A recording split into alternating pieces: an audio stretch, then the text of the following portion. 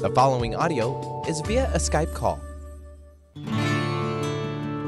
Welcome to Talk Cosmos, the show where Sue Rose Minahan and guests unveil astrology's ancient archetypes that continually build the collective experiences in our unconsciousness. Get ready to find your free will from your roots in the stars.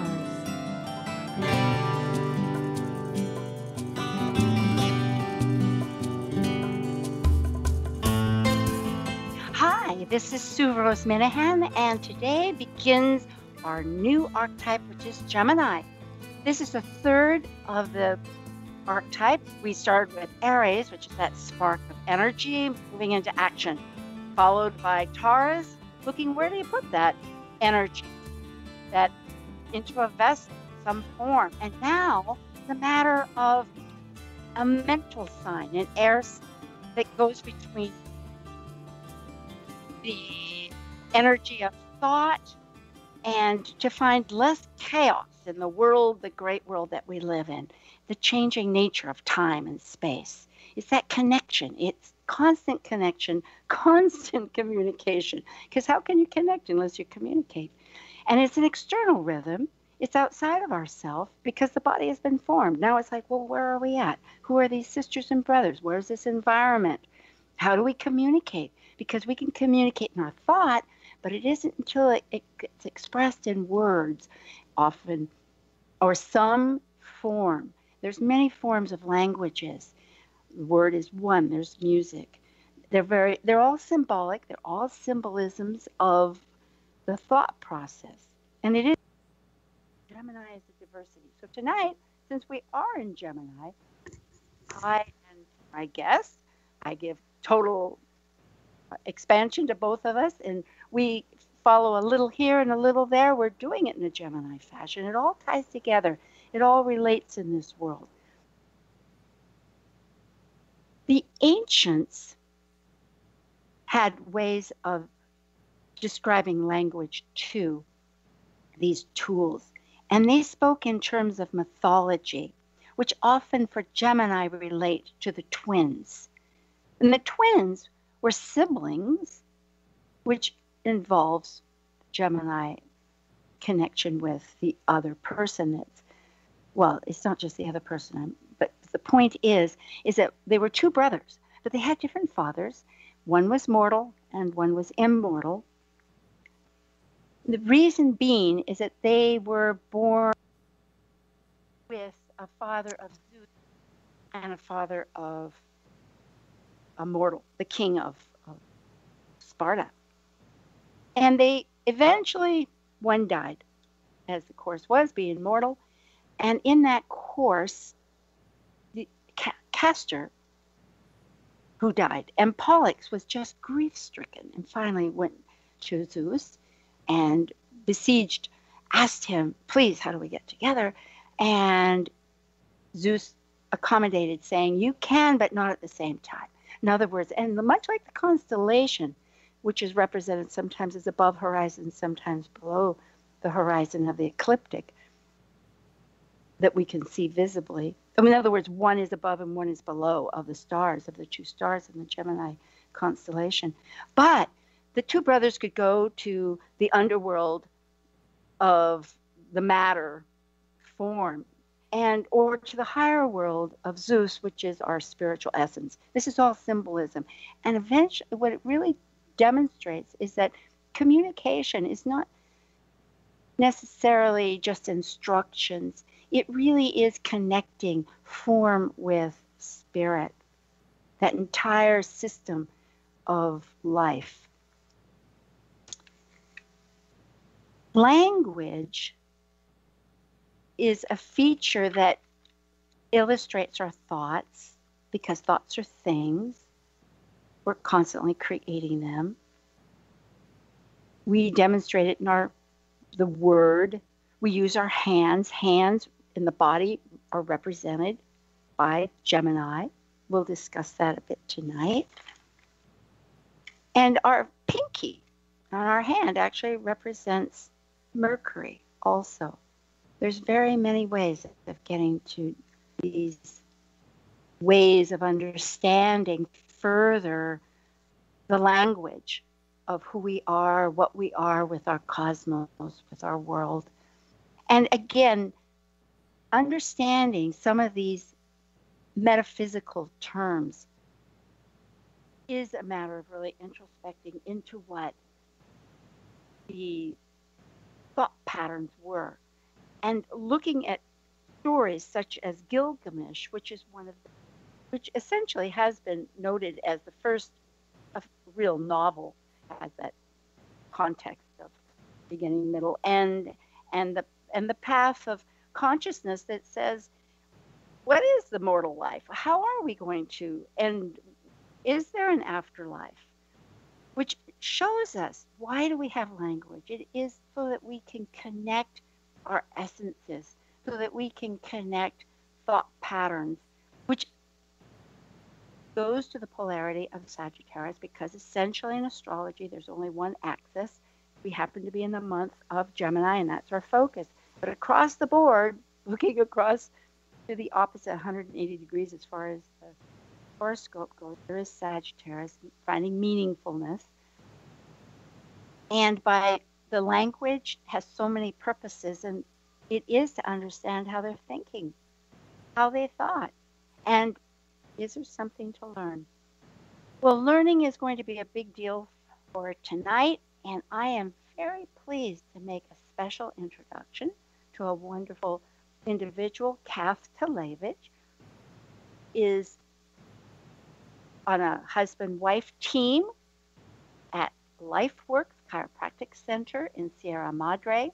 They also have the Peace Project, which is a community-oriented art workshop.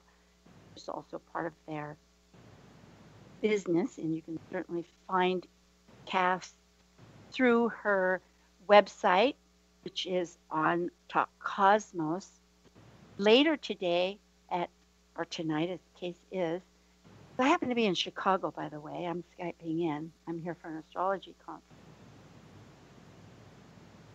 We'll make another announcement, but if you're prepared to call in with any questions for either of us, it's going to be at 888-298-5569. Hi, Cass. Hey, Sue. Thanks for having me. Oh, it's such a treat.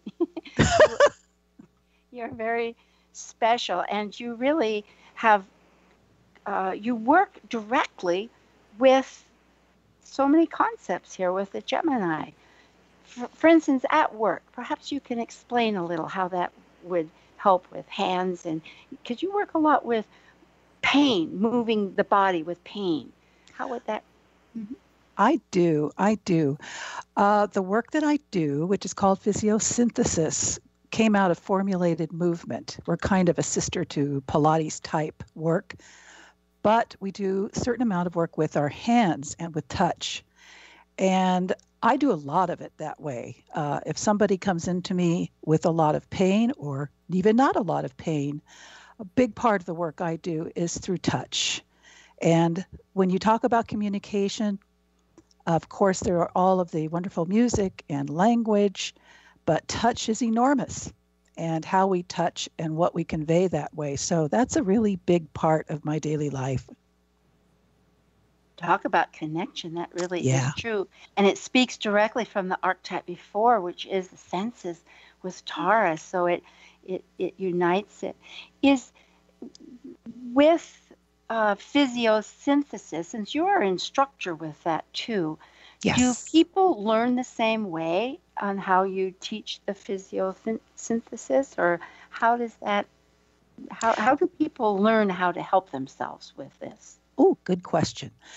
Well, there's a certain amount of technique, and some folks come into me and they want to go deep. They want to take some time, really learn the work. It's designed so that a person can deepen it a lifetime. And the part that grabbed me was you do it on your own as well. So if anything happens to your teacher, you can keep going. Well, my teacher was elderly, so that was good for me. That's beautiful. And that's absolutely, again, Gemini archetype is we're learning it about, and then we become our own. I was thinking we teach others, but we teach ourselves. This is very true. We do, and that's part of the deepening of this work. And then I have some people who come in just basically when they're in trouble. And often they're more of the hands-on people where I will do a lot of a certain form of, it's a massage technique that came out of osteopathy and chiropractic. So I do a lot of that with just the hands too. Yeah, and you were saying that you, because we had talked about with deafness, there's hand language. Yes. We brought this up, but through the fingers you can really learn. Well, it's like all massage, I guess, that it's able to discover what needs to be done. Well, yeah, over many years. I've been involved in this for 40, and I've been doing it in our practice for about 28 years now. One does get to the point where, in your younger practitioner days, you're thinking a lot when you're touching someone and you're working on the body and you're looking for the cues. And at this point in my life, my hands tell me what's going on. So it's kind of, don't have to think as much. It's more of just a touch intuiting and a communication through the hands. Well, that's fluency, isn't Yes. it? And it Yes. really makes me realize that the thought process, just as a child learning how to walk or learning how to do all the things we need to do, or speak, like what's this word and what's the sentence and the grammar and et cetera. And the idea is that we're able to just utilize it without thinking about where the sentence begins or ends or how to cross the street. We just, it frees and mobilizes. Yes, indeed. You're good. Yeah. Well, you're inspiring. Yes. Oh, there you go. And that's communication, because talking really gives that ability to get past just the descriptions of things, which is a beautiful item. I mean, that reminds me of poetry, but I often get bogged down there is a usefulness. Pardon me, I didn't finish that sentence, which, but one can get bogged down thinking, you just need instructions for this or instructions for that, which helps with passing on information that enables a person to do things. But there's nothing like really freeing the ability of the mind or body in order to have information to expand it to the next level. Mm-hmm. Just like talking, so we inspire each other. Yes, and you're a musician too. Well, I am at that, and I do think in terms of music in many manners, and it's a matter of reading. As far as I am threading things through how it works with Gemini, but one Mm-hmm. definitely, one can write musical notes down. It's another symbolism. That's true. And which reminds me, as far as learning and teaching, because you homeschooled both of your children. I did. And that's something that is occurring more often, but you're quite successful because both of your children now are have higher degrees, and one a master in teaching and the other going for her Ph.D. That learning process, I would love to hear about this, whatever you want to tell me about it. Yes. How many hours do you have? Well, we have about 45 minutes with a couple of breaks.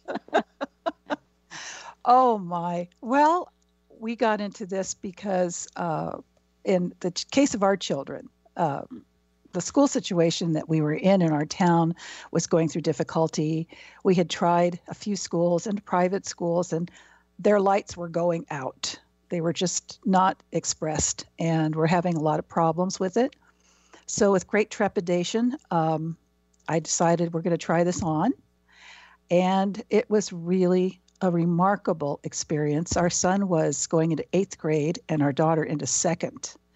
And truly, my only regret looking back is we didn't do it sooner. As far as communication, it was incredibly enlightening to me to see how different these two souls are, and how much fun it was to connect to them and to find their ways of learning. And I really came away from it with a sense that human beings have this tremendous sponge-like capacity to learn and to fulfill what they wanted to learn about. It's really interesting to watch children guide the process. It was lovely. So that is, yes. I don't know if other cultures responded that way. I'm just thinking about the tribal groups. Well, the little I've read, well, I've been interested, but still, because there is, immediately when you say that, I think back of some artwork of times, European pictures and even American pictures where children were not to be heard. Oh, yes. And so here it's a total new direction because, again, there is this, in the case of your family, they both have their heart's desire. They were able to be enabled to discover what interested them. I mean, that becomes productive souls. I mean, for their heart's desire, which. Mm-hmm. Yes, I was going to say, I think a lot of us, I know John and I talk about the amount of learning we had to unlearn as adults that we got from our education. And maybe our children don't have as much to unlearn. You know, they have more of a clarity about what they're up to, I think. Again, this is a great gift for people that might be listening. You know, really, it is a choice that people have. Certainly, it expands the quality of our existence, so that for the personal self and for the interrelationship with everybody. Which again, Gemini does have a community. It is your neighborhood. It's your environment around you, and to learn your environment, what it is, and how you can be part of it, is probably the best medicine there is. I like that. Yeah. I think, of course, homeschooling is not for everybody. I certainly am not a person who's pounding the drum for people to do anything that feels incorrect to them. But the gifts of it are many. And when you talk about neighborhoods and community, I think about the mentoring and the teaching that we were able to access just in people what we knew, or some of our patients. I'm thinking of our son. When it was time for algebra, I was helpless, not my strong. And one of our patients was a wonderful math tutor. So they get out in the world, they see other ways of being, they meet new people and people of all ages. So got very much more involved in the outer world than they would have. And I think that was a really healthy thing too. The ages, this again, I love this idea of the intergenerational connection. Yes. And I just was I heard on the television a couple of weeks ago, and I'm not sure where in the country it was just a program where, because children today are not learning how to write script handwriting, penmanship. I mean, they print. Yes. And so this instructor thought she would teach it to the children, and they loved it. They loved the visualness of it because they were being interviewed, and they loved the communication of it. But what she did, which was so wonderful, is that she set up pen pals with older people, because what had happened was that this particular instructor had written a letter to his daughter when she was at camp, and the daughter couldn't read it. And so the instructor thought, well, which led me to think of the divisiveness of our cultural gap, just from, you think of like wherever it started not to be doing cursive handwriting, from all that literature that we have in archival libraries and people that know about it now, that they can't, that if you don't know how to read it, it would be like you never learned anything. It would be like looking at the Rosetta Stone. What do these figures mean? Or something like that. And in fact, it really was prompting me to think this is very similar, that if we can begin to realize the distance between how do we really understand the language of mythology, such as the twins with coming out of a egg because Zeus came down to Leda, the queen of the king of Sparta, as a swan. But why a swan? Well, the Celts thought that, okay, this is another point. Thought and the words transfer for eons and eons of time. And they, like there's a walking stick, where there's the chips in the stick and the stories, the oratory stories getting passed down. But here, why the egg? Because the egg was one more symbolism of eternal life and death and all that. So the swan was revered from the Celts, and the Celts lived in this whole area. Yeah, it was fascinating to find all that out. And so lead me back to that thread. Where was I talking from? Do you remember? We're girls. Well, it's Geminis. Lots of connections. You know what? And we are both Geminis. That's right. Yes, this is true too. Yes. I was so interested in what you were saying. I don't remember where we started. Well, that's okay. Actually, I was talking about, you were talking about how we're sponge-like and the souls just learn. And it is in all these ways. And I think I was talking about language and about how the word travels and how, I know, and with cursive writing. And the fact that if people today can't understand the cursive language, it's like us trying to learn, why did they talk about a swan? Why did they talk about an egg? And it becomes so unrelated and unfamiliar. But when we stop and realize what is really thought, what is really this transference of communication, it is the spirit with the matter that is learning about our external world, that cuts out the chaos, that tries to familiarize and make us empowered, that therefore, so that we can connect and share just like this, Bill. Yeah, I'm reminded not too long ago, I wrote a note to a young man that was coming into the office, and he couldn't read it because I wrote it in cursive. Didn't think twice about it. It's like, whoops, back to printing. Well, yes, but then again, I think it's just like the books, the wonderful.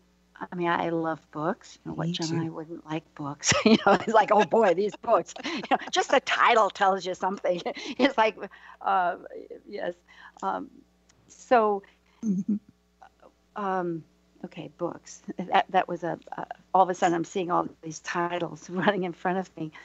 Oh, but in other words, we had Kindle. So in other words, we haven't given up books. There is thought now that the books are coming back a lot. So I think like cursive writing, they are tools. And there's a break, there's a minority, but there's a purpose, a connection. A lot of times I know that in metaphysical thought, write down your dreams because it helps you connect to them more, or just write down your journalism because it manifests that thought.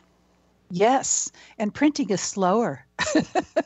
I think so too. Although I'm quite sure I've read that the act of writing, I don't know if it's more cursive than printing, but is really good for the brain, for the very neurological wiring that we need to protect these days. That most people in school now, of course, are using tablets for note keeping, which sounds pretty terrific. But they also recommend that we do the actual handwriting, that it's very good for the brain patterning. So I'm glad that they're encouraging that too. Yes. And in fact, there could be a balance between it because like everything, in this modern life of ours, we get diversity, in our environment, we're pulled in so many directions necessarily so that we can learn about things and add it to our repertoire of who we are and what we want and make these choices. But so in other words, if a person could at least write down a little of their dream or write down journaling, just use a little bit of that ability. And yes. I hadn't thought of the neurological habits, but I love it when it does connect to our body. Yes. Because again, it's spirit and matter. Yes. Yeah. We're living in here. Might as well utilize it well. That's beautifully said. Thank you, Kath. Oh, I thank you. Well, I will advise our wonderful audience members that there will be in a few minutes a brief announcement. And directly after that, for the next 15 minutes, we will have the line opened for anyone that wants to participate in our conversation. If you have thoughts, whether it's about experiences, whether it's about Gemini or mythology related, or if you have an astrological question, I have software and I can pull it up, and it would be a brief comment, a few minutes, and it would be about essentially something that relates to Gemini, but we can work it out. It'll be fine. And of course, if you wanted anything in depth, go to Talk Cosmos. You can find an email there for myself. And remember, too, you can find Cath Talevich website there, too, who's with Life Works Chiropractic Center, Sierra Madre. And that phone number, which I know you're with bated breath waiting for, 888-298-5569. I'll repeat it once more. 888-298-5569. See, even words can be the voice, the word. We have so much more to talk about. And if anybody has anything that they're inspired, because when it comes to language and voice and talking and words and learning, it's really our one of our greatest assets of being able to connect. And that's, what would we be if we couldn't connect? Lonely. Oh.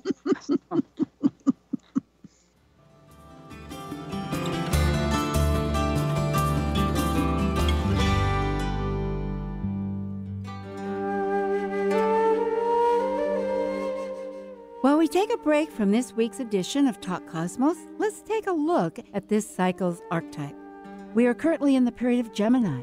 By leaving a cycle based on physical form, integrated through spirit, the energy of Gemini connects spirit with matter, focused on communicating and defining the external. Gemini is a mutable air sign signifying flexibility. Gemini dually focuses upon teaching and learning in order to synthesize the world one lives within.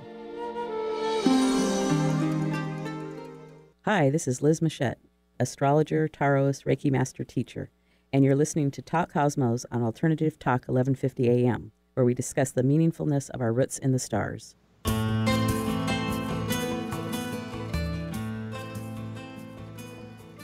Hi, Cath. We're back again. Hey. Yes. I was just noticing, and I wanted to go back to your children in some way, because that's really, you were so constructive about it that, and I'm getting a message that maybe my audio connection is not so great. Okay, but at any rate, so I hope, because I am in Chicago. Oh, is it? Very good. Okay, because it was breaking for a bit. I didn't know if that was just me, so I apologize out there. But yes, this is modern world. Well, I noticed in the Seattle Times, where 1150 KKNW is based out of, and that's where I really reside, I believe. And the Seattle Times, yes, had a wonderful article about high school, college at sea. So in other words, this idea of experiencing our environment and our world rather than just book learning, because learning can be through experience and it can be through the learning. They're both very useful, right? Left brain, but it is the left brain, but at best. But that's something that I wanted to bring up. So when perhaps you can expound some on that too right now, about some of the experiences that you brought your children to and how they help develop it, and just the pathway of the learning, teaching. Okay. Well, when we started this, it was the early 90s, and the programs that we were using were brand new. People weren't even using computer technology at home just yet. That came later, and we were still, buying courses and using the books, but I found that we had ever so much more fun using the books as a jumping off space. My son was considerably older, and he within 6 months after no longer attending a brick and mortar school, wrote a novel. I did not know he could do that, and it was marvelous. And I thought, we're onto something here. Who knew? And our daughter, who was about 7, had been going through all kinds of miseries trying to spell properly. She was just not happy with phonetics versus these odd spellings, and had a Spanish teacher she was terrified of. So a lot of things she had so much resistance to. I just removed them all together for a while and started teaching her how to sew simple things. It's all very Little House on the Prairie sounding now, but cooking. And she realized one day that we were doing fractions, and, realized that I'd been tricking her. And I read to her all the time, and she wanted to know how to do that. So she learned very quickly once the resistance was removed. And I wondered way back then, how often that's the case, that it's tuning into what that particular person takes in. They're both very artistic. Alec is a writer, and she's going for her Ph.D. in anthropology and textiles, and they're just fascinating people, and they're both hilariously funny, and they weren't heading that way. Alec was really becoming an angry person in the school experience, and it was so wonderful and healing to see him become, a whole version of himself. And I don't know what the answers are. I think about this a lot. There's a lot of homeschooling evolving now, and he's 40, so it's been a long time for us. But, our classrooms are huge. The teachers are overwhelmed. I have several as clients. They have my full respect and compassion. And it's a great big question. But I think anything that we as parents can do to help create safety and curiosity, nurture that curiosity and that longing to learn about the world that kids just come in with. Kath, curiosity, that really is so Gemini. And essentially so, because otherwise, why would we even want to go forward? Well, there would be perhaps other ideas such as fear and etc., which have all of these emotions. But the fact, too, you were stating about anger, that the whole self, and anger has a purpose in life, too, but on many different terms. I mean, the anger to go forward on something for the just cause of other people and etc. But the joy of the heart, being able to discover, which utilizes all these other ideas of the driven by curiosity, is essential for learning. And I was thinking too how children, the learning process is imitation. One naturally wants to, given some support, a supportive environment. And as I speak, I realize I'm talking in archetypal, but learning, nothing is isolated. It's all connected, as we know.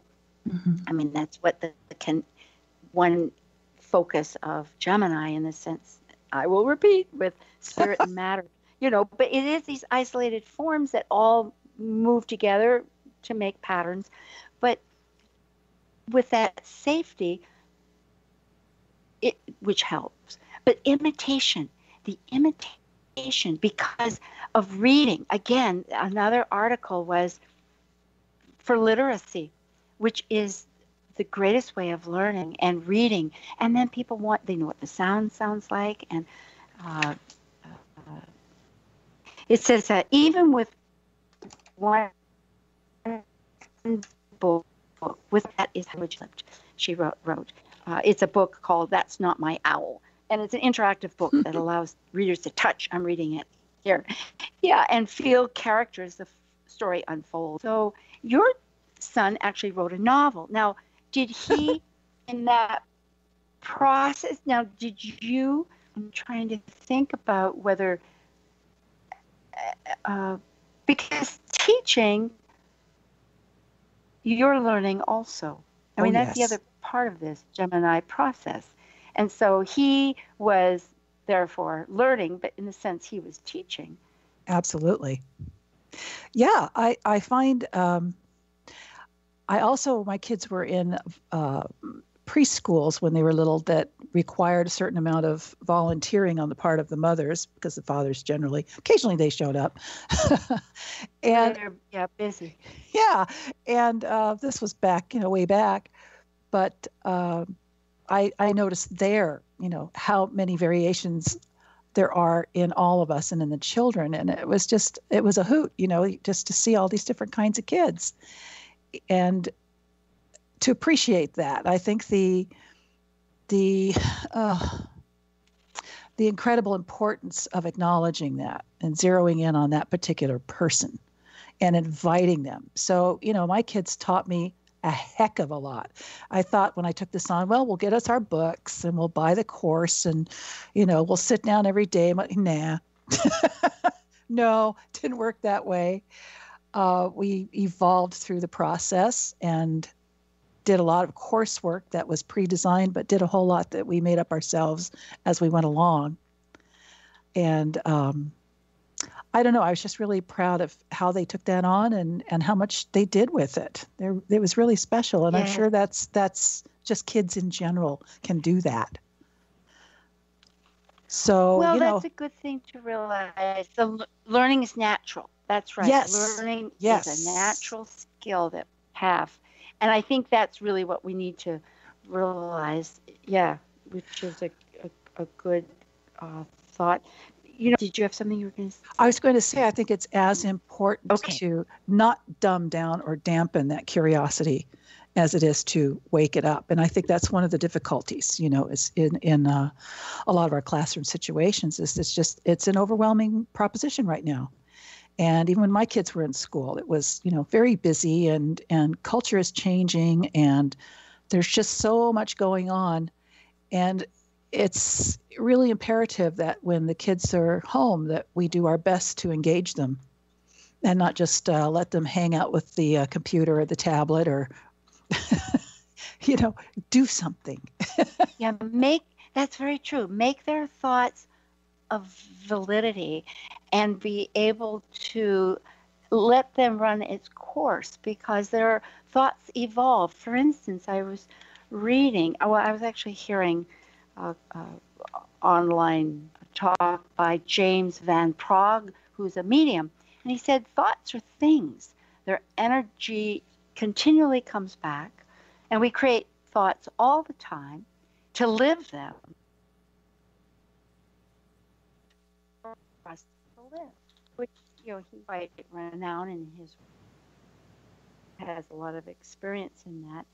And if we allow children or ourselves, not just children, I know we've been focusing on that, but as people, individuals, yes.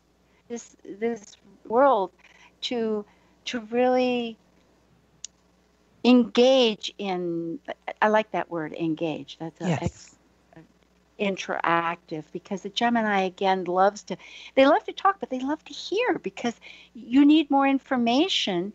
It's information, it's acquiring, and it's ideas, and things build on things. In fact, in France, perhaps I don't think we had mentioned this in our own conversation, but perhaps I did, during the period of the Enlightenment, what helped create that was that between the buildings, they had these little tubes, and they would go to the bank, and they could put information there and zip across to the other building, and they could share the thoughts. And here we are today with computers. I mean, you can go wherever and and understand what people want.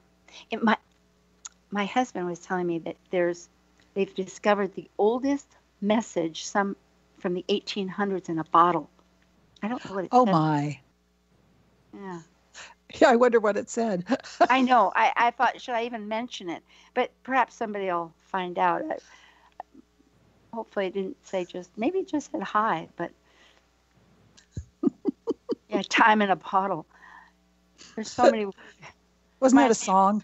It was. And then there's light coming from the universe. It's distant. But really, if you think about spirit and matter, our thoughts could be coming from consciousness from all different ways. And that's really the evolution of us as people, is how we communicate. What, building on the archetype before, because I realize you're not an astrologer, but you have many metaphysical thoughts. And so that's why I keep bringing it up. But for Gemini, building on the resources, thinking of Taurus as this collective resources of this life form. So here we have these resources of thought, and we have resources of our body senses and the body and the thought, the mind and the spirit and the heart, all connected, come up with all these thoughts. And those thoughts could come from consciousness, and in sharing consciousness, and is how our society and world hopefully continues to evolve. Yes. And you and I were talking the other day. It brings up to me, when you said the world and society, the importance of our increasing use of our technologies of social media, to understand that it's a tool, and that it's a virtual tool. It's a two-dimensional tool, and that we creatures have evolved over unknown eons, as you would say, to be in each other's presence when we communicate. And we read all kinds of signals, and they look at the biology of mammals, all kinds of animals, not just us, how we read each other when we communicate. Everything from the dilation of the pupil of the eye, to the flush in the face, to the warmth or the cold in the hands, to the expression, tiny muscles around the mouth. All of that's missing in the virtual world. And I think when you get on Facebook and you see some of the things that are being said, they wouldn't be said if those two people were standing in the same room.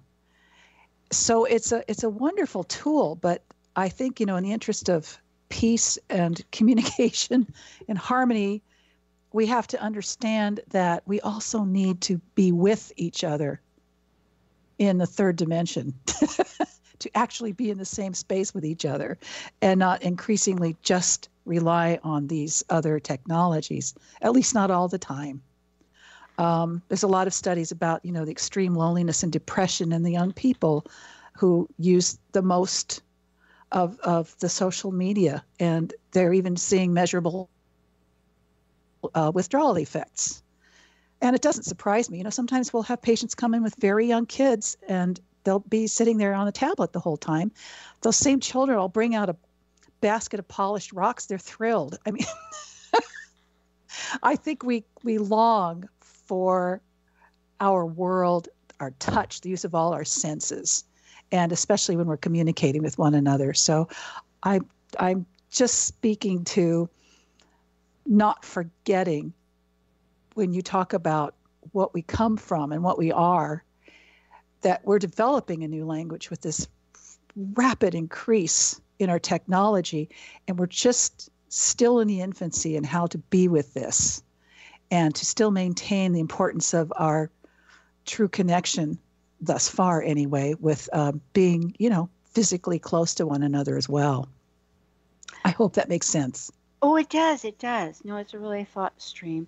And I was thinking about that as you were, I was listening. But the one thing that came to mind was the aspect of being able to participate, to do. Yes. Because why part of thoughts relate to people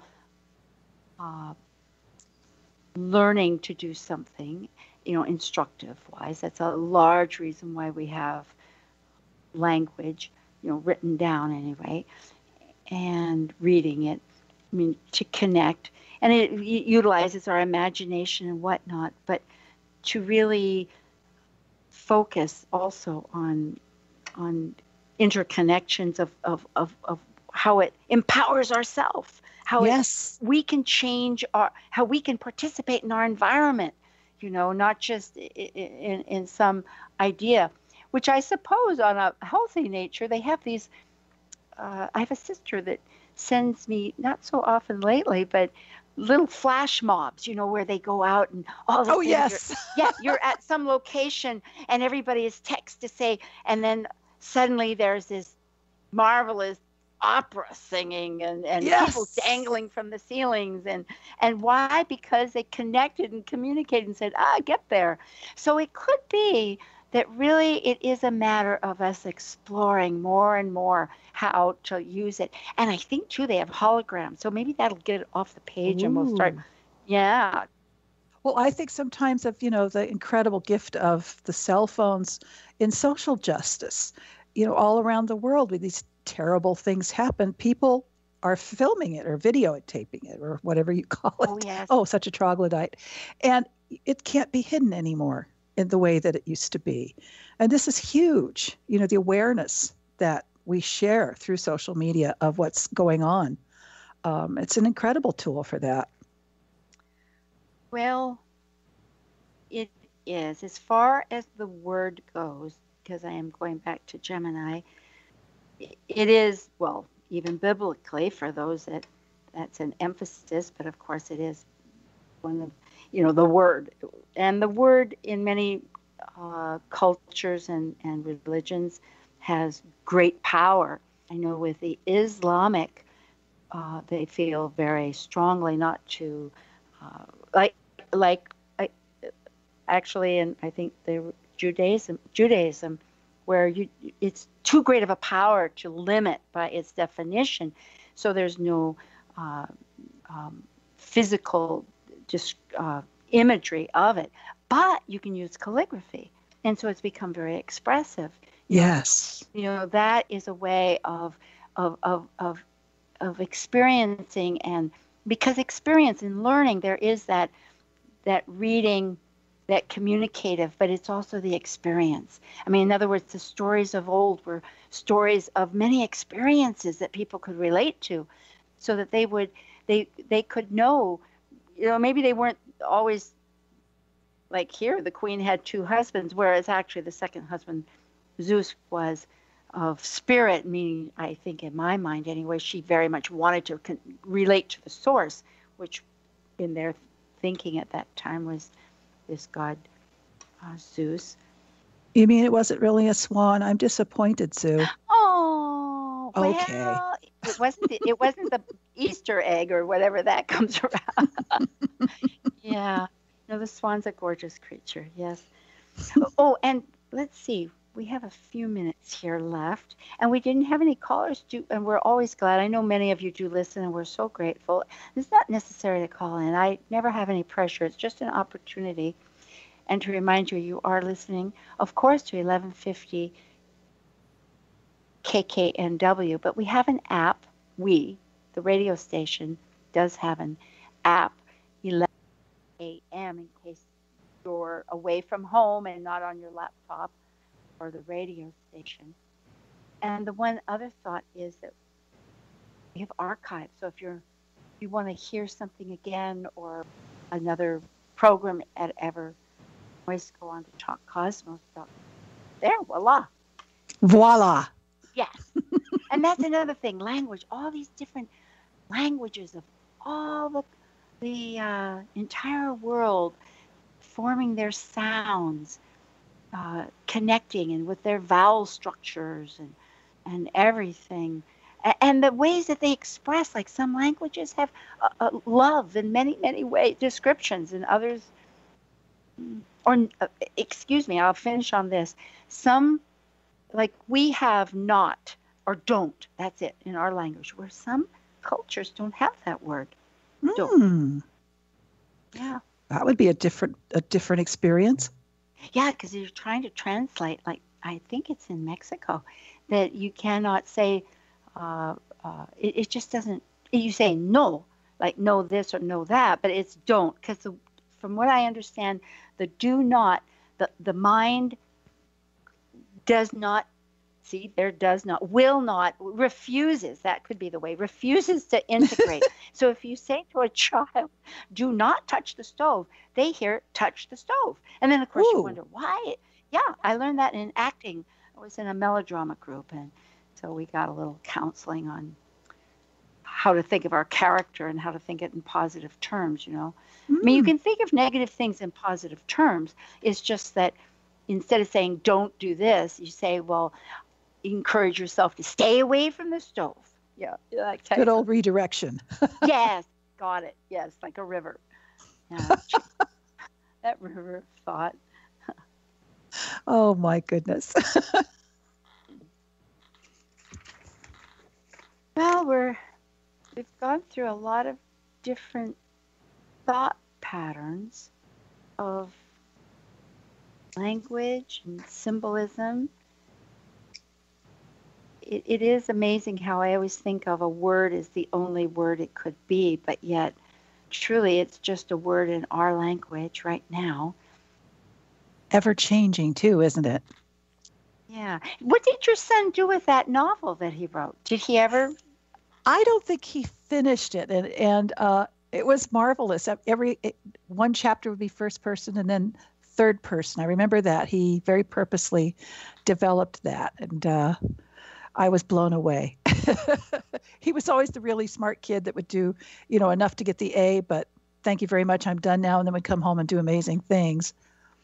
And then Erin was the one that would paint goddesses all over her room. So, well,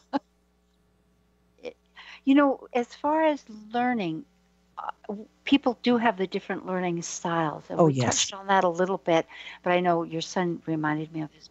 But not specifically talking about them at the point, but just the fact that there is, which many educators realize, but that people learn through all our senses.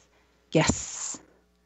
Yes, I know in the work that I do, and you and I have talked about this, that everybody takes information in differently too, that you can have a movement you're trying to express to someone or instruction on how to deepen a movement. You could tell one person one way, the next person comes in, they don't have any idea what you're talking about. So it's really a neat thing to recognize that we all hear and process differently, and to play with that. It's a lot of fun.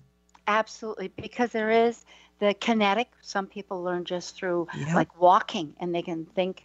Other people through their ears, and some people visually. I'm quite visual, actually. I love to take notes because I can see it visually, and that. And then, of course, communication comes through smell. I mean, the air to me, which reminds me, that's what I wanted to bring up. Gemini is the air rules.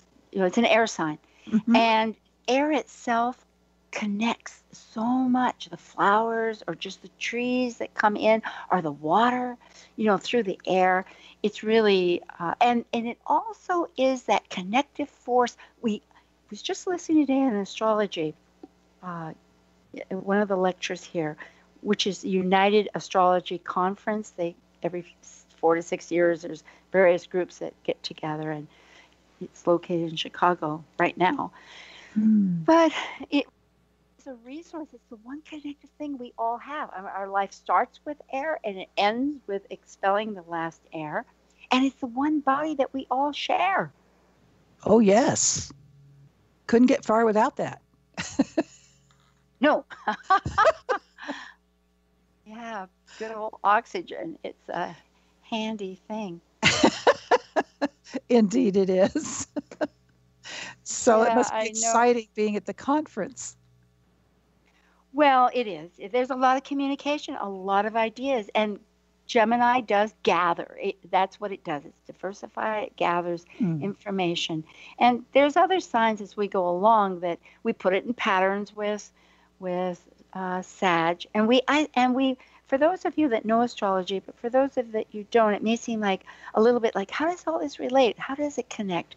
Well, it connects because the cosmos is, as we know, this enormous energetic energy that people call many different things. Can be the divine consciousness, one way of expressing it. And it's so large that we categorize it into these developments that have relationships but emphasis. And it really gets down to the root. So Gemini does connect spirit and matter with their essential thought. That's pretty lovely. Next week, Oh, and I wanted to say the hands. I went to the museum here, and I'll just spill this out because I have to introduce the next people. And Kath, I thank you so much. It's just been wonderful. My But pleasure. I went to the Institute of Art, and there I saw a motif of handshake. And back in Greece, it was the handshake represented that spiritual union between fare thee well and we'll see it in the next life. Again, identifying the spirit of spirit and matter. Kath Talevich from Life Works Chiropractic Center, Sierra Madre. Go to Talk Cosmos to find her. Sure, next week is going to be another wonderful person, another Cathlyne Zumstein of KZ Astrology back east, who will be focusing in, who's been an astrologer for many years. We're going to continue on our quest with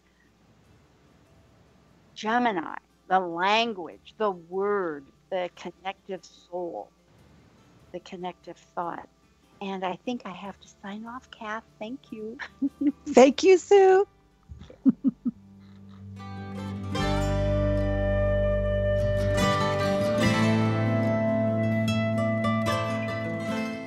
Thank you for listening to Talk Cosmos, the show where Sue Rose Minahan and guests unveil astrology's ancient archetypes that continually build the collective experiences in our unconsciousness. Be sure to tune in next Saturday at 6 p.m. to continue finding your roots in the stars.